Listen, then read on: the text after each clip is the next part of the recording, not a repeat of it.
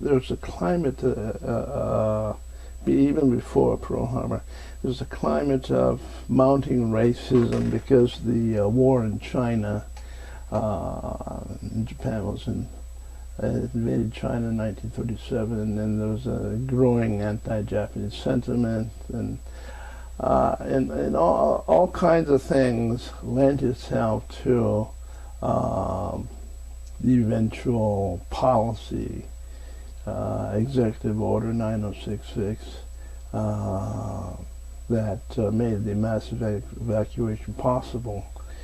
And I say that because the climate was ugly. It wasn't just one of those things. As you know, there were laws passed against the Japanese, the exclusion law, and prevented Japanese from owning land, from gaining citizenship.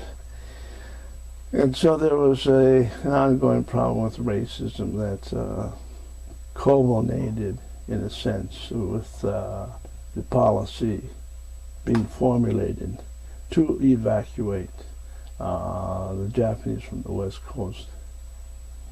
It was a great blow for a 9-year-old to experience this sort of thing, and not seeing his father for about 2 years afterwards.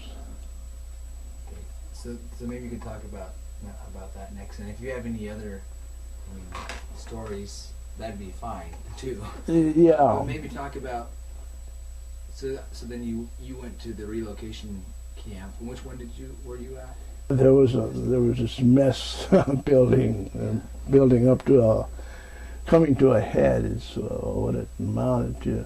Well, this was during the Great Depression, so I'm a child of the Great Depression as well, being born in 1931, and my father had a good business as a furniture maker and cabinet maker before the crash of 1929. Then he lost everything.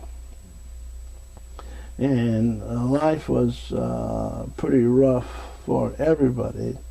I remember moving around a lot in the LA area, and times being hard, very hard, and then everybody had to struggle to make ends meet, you know.